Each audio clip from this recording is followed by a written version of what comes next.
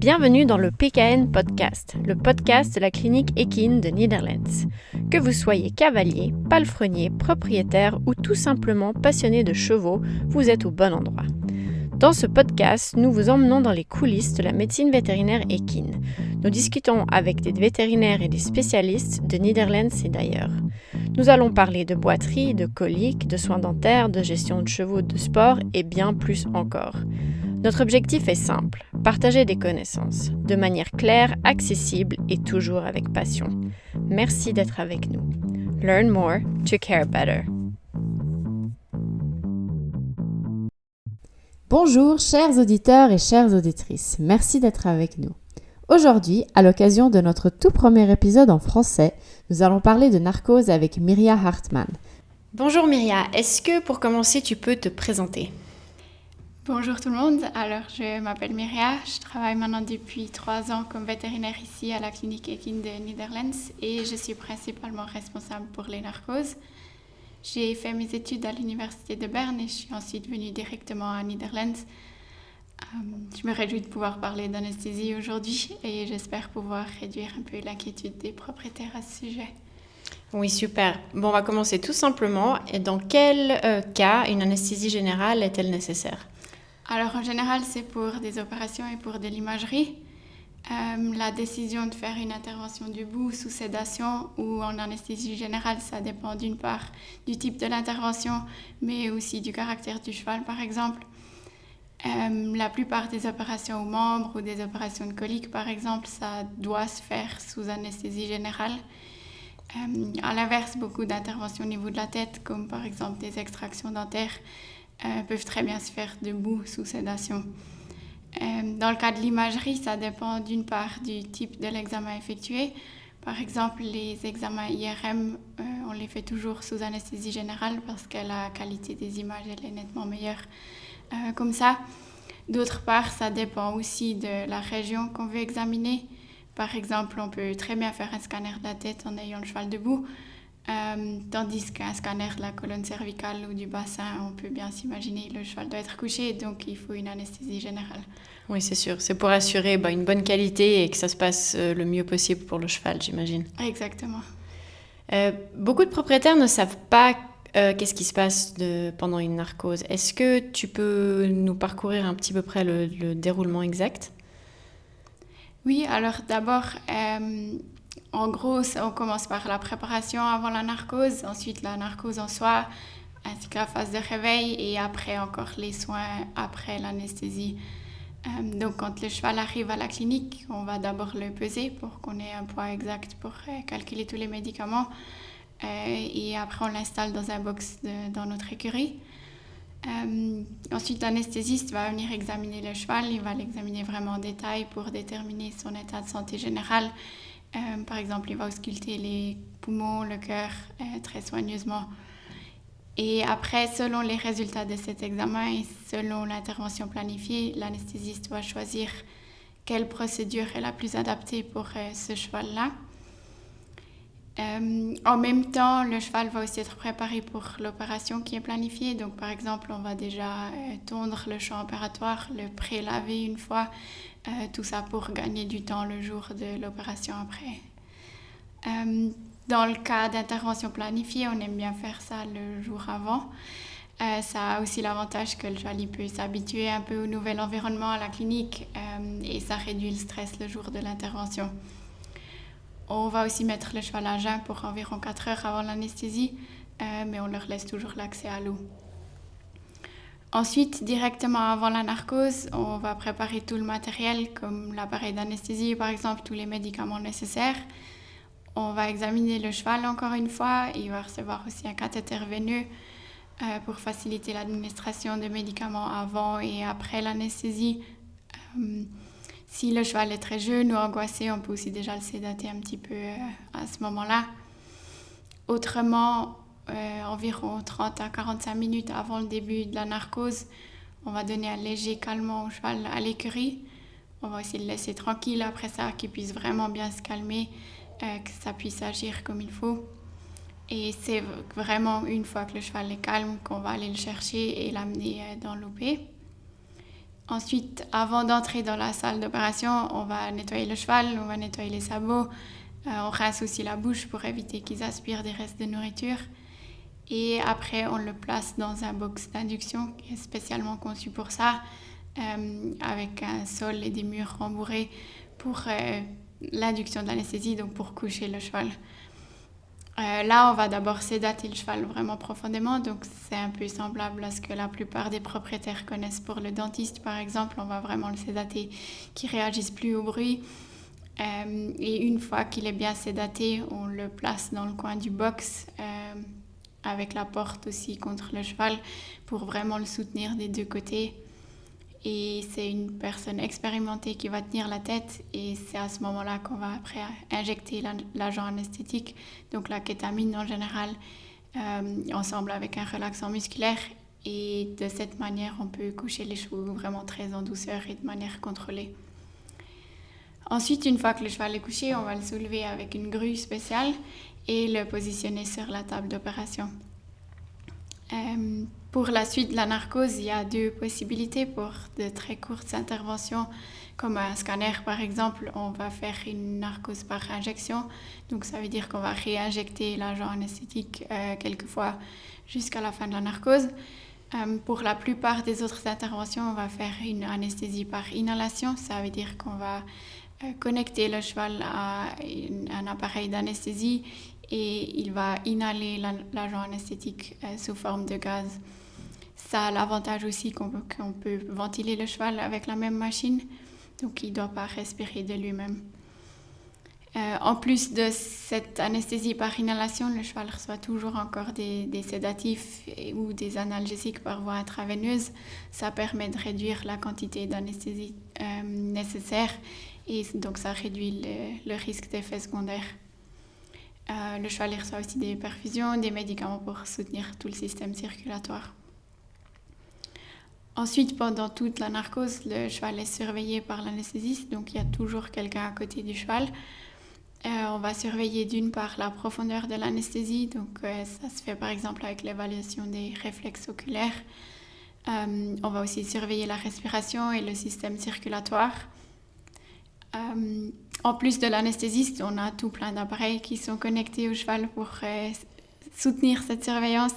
Donc on aura un ECG pour la surveillance du rythme cardiaque. On va aussi poser un cathéter dans une artère, en général au niveau de la tête, pour surveiller la pression sanguine de manière continue. On va aussi surveiller la respiration avec divers appareils et mesurer la teneur en oxygène du sang par exemple. Et le but de toute cette surveillance, c'est de détecter des problèmes le plus rapidement possible pour qu'on puisse aussi, si nécessaire, les traiter le plus rapidement possible. Ensuite, une fois que l'opération elle est terminée, on va amener le cheval dans le box de réveil. Donc, c'est le même box que celui qu'on a utilisé pour l'induction de la narcose. Donc, il est aussi rembourré. Et on va positionner le cheval dans ce box et en général le sédater un petit peu. On fait ça parce que le cheval, en tant qu'animal de fuite, il a tendance à vouloir se lever le plus rapidement possible. Mais l'anesthésie ou tous les médicaments qu'il a reçus jusque-là, ils causent une diminution de la force musculaire et aussi des problèmes de coordination. Donc ça conduit à un risque de blessure si le cheval il essaye de se lever alors qu'il n'a pas encore éliminé tous ces médicaments. Donc on va le sédater un petit peu, on va aussi le protéger avec des guêtres et une sorte de casque qu'il reçoit sur la tête. Et chez nous, on va aussi en général assister les chevaux pour le réveil. Ça veut dire qu'on va leur fixer une corde à la tête et une corde à la queue. Et ces cordes sont tenues sous tension au moment où le cheval se lève et ça permet de diriger le cheval et de soutenir un peu l'arrière-main, de stabiliser le cheval au moment où il se lève. Ensuite, une fois qu'il est debout, on va encore laisser le cheval un petit peu dans ce box rembourré jusqu'à ce qu'il soit vraiment bien stable, qu'il puisse bien marcher. Et une fois que ça c'est le cas, on va le ramener à l'écurie.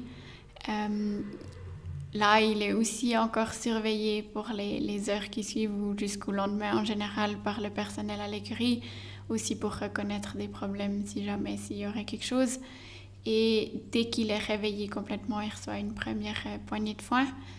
On va après les réalimenter vraiment de manière progressive pendant 12 à 18 heures après la narcose. Et tout dépend de ce qui a été fait. Chez le cheval, il va peut-être encore recevoir différents traitements, des médicaments, des perfusions, ou s'il y a une plaie, peut-être qu'on va la soigner, changer des pansements par exemple. Ensuite, si tout s'est bien passé, le cheval est de nouveau en bonne santé, il peut ensuite rentrer à la maison. Merci beaucoup. On peut bien comprendre que c'est très important d'être très assidu à toutes les étapes et que la planification est très importante. J'imagine aussi que c'est c'est le calme absolu qui est le plus important, j'imagine. Oui, ça aide vraiment beaucoup si on peut réduire le stress un maximum. Ça... Ouais, pour pas qu'il se lève trop tôt, pour pas qu'il... Ouais, j'imagine qu'un cheval calme est un cheval qui a plus de chances de se remettre aussi. Oui, absolument. Il y a nettement moins de risques s'il est calme.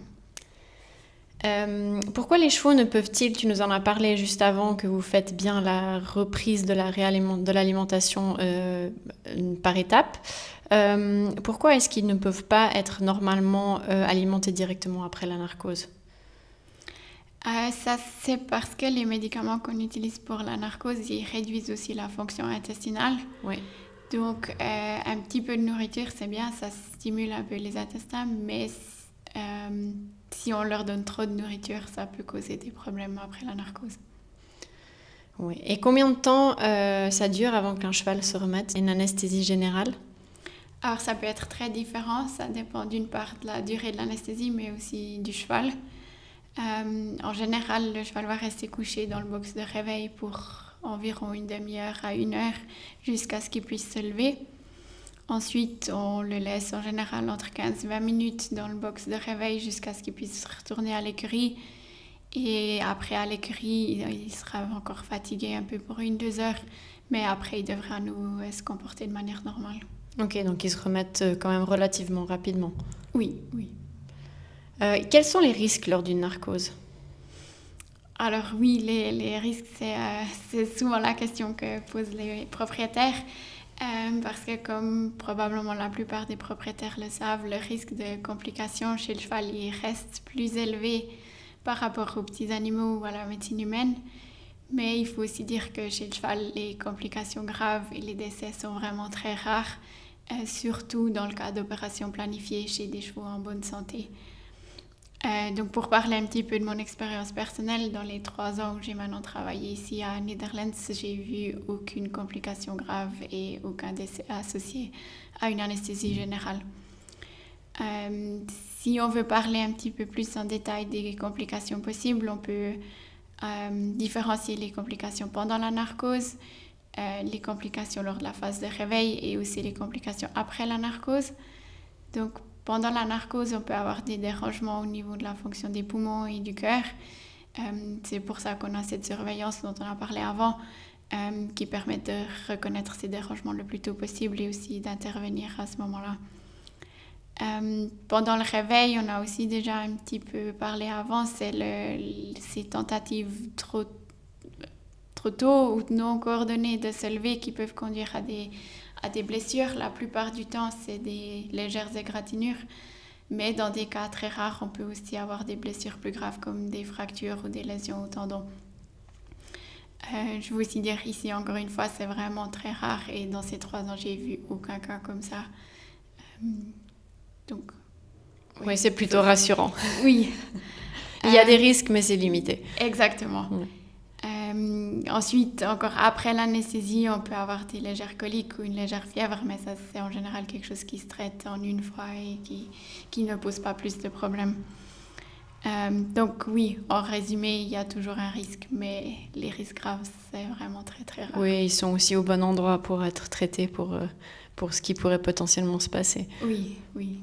Quel progrès l'anesthésie a-t-elle fait ces dernières années? Dans quelle mesure est-ce que le risque il a pu être minimisé grâce à ces progrès, enfin potentiels progrès? Alors, aussi chez le cheval, par rapport à il y a 20 ans, il y a eu des progrès. Le risque de mortalité, il a définitivement diminué. Surtout les décès pendant l'anesthésie, ils ont diminué. Par exemple, à des arrêts cardiaques, C'était encore fréquent il y a 20 ans. Aujourd'hui, c'est devenu beaucoup plus rare. D'une part, on utilise d'autres combinaisons de médicaments qui ont moins de risques. D'autre part, les chevaux sont aussi mieux surveillés, donc on reconnaît des problèmes déjà beaucoup plus tôt quand on peut encore faire quelque chose.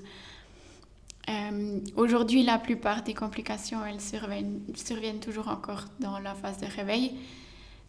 Comme on l'a déjà dit plus tôt, les anesthésiques qu'on utilise, ils causent une diminution de la force musculaire et un dérangement de la coordination.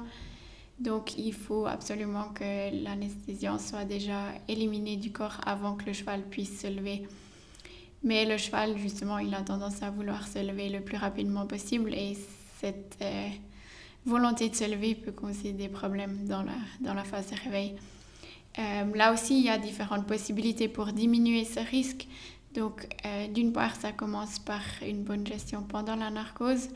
Si on a une bonne tension artérielle pendant l'anesthésie, les muscles sont mieux irrigués, donc ils ont aussi une meilleure fonction après la narcose. Si les poumons fonctionnent vraiment bien pendant la narcose, le cheval va expirer l'anesthésiant plus rapidement, donc il sera réveillé plus tôt.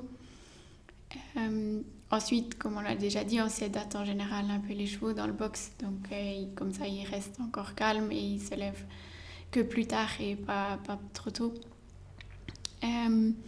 Et ensuite, il y a aussi différentes études qui ont montré qu'on a un risque plus faible si on assiste les chevaux avec ces cordes, comme on l'a décrit avant. Donc, c'est ce qu'on fait pour la plupart des cas. Oui, on dirait que la procédure est devenue beaucoup plus, on va dire, presque humanisée, qui ressemble plus à celle des humains et qu'il n'y a rien qui est laissé au hasard. Oui, effectivement, oui. Bon, ce qui semble assez normal pour des animaux de cette taille-là, mais... Oui. Avant, tu nous as parlé qu'il n'y avait pas grand risque pour des chevaux de bonne santé, etc. Mais est-ce qu'il y a des anesthésies qui présentent un risque un peu plus élevé ? Oui, alors des opérations d'urgence, surtout par exemple les coliques ou des réparations de fractures plus graves, c'est des opérations qui présentent un risque plus élevé aussi pour la narcose. D'une part aussi, plus l'anesthésie est longue, plus le risque est élevé. Et ensuite, il y a aussi certains patients spéciaux qui présentent un risque plus élevé, comme par exemple des juments en fin de gestation ou des chevaux qui ont déjà certains antécédents médicaux. Donc par exemple, si un cheval a déjà des problèmes de coordination avant la narcose, ça va en général pas être mieux après la narcose. Donc ça peut aussi être un problème pour le réveil. Et puis pourquoi le risque est plus élevé pour ces opérations ? Est-ce que c'est parce que l'organisme du cheval est déjà sous plus de stress dans certains cas ou... Oui, exactement. Donc si on prend l'exemple des coliques, par exemple, le cheval, il arrive en général déjà dans un mauvais état général. Il est peut-être épuisé, il a des coliques depuis plusieurs heures, il a des fortes douleurs. Le système circulatoire est en général aussi déjà dérangé à ce moment-là. Donc ce n'est pas des conditions optimales pour démarrer la narcose déjà. Ok. Et en tant que propriétaire, est-ce qu'on peut faire quelque chose pour aider son cheval pour mieux supporter une narcose ou bien le préparer pour une éventuelle narcose ? Oui, il y a des choses qu'on peut faire. Donc déjà, ça peut aider si on amène le cheval la veille de l'intervention. Je sais que la plupart des propriétaires préfèrent garder leur cheval à la maison. Mais dans ce cas-là, c'est effectivement, ça peut aider s'il s'habitue à l'environnement, si on peut l'examiner tranquillement, tout préparer comme il faut. Et réduire le stress le jour de l'anesthésie. Ensuite, si le cheval il a une maladie connue ou une réaction spéciale à certains médicaments, c'est toujours aussi bien si on en est informé. Par exemple, un cheval asthmatique qui est bien géré à la maison, on ne l'entend pas forcément tant que ça lors de l'auscultation des poumons. Mais si on le sait, on peut adapter un peu les réglages de l'appareil pour l'anesthésie pour mieux soutenir les poumons pendant l'anesthésie. Ou bien un autre exemple, un cheval un peu âgé qui a de l'arthrose, qui a peut-être une jambe où il a un peu de la peine pour se lever. Si on le sait, tout dépend de l'intervention. On peut peut-être placer le cheval en conséquence pour qu'il doive un peu moins charger cette jambe lors du réveil, par exemple. Ouais, donc plus vous avez d'informations, mieux c'est en gros. Oui, absolument.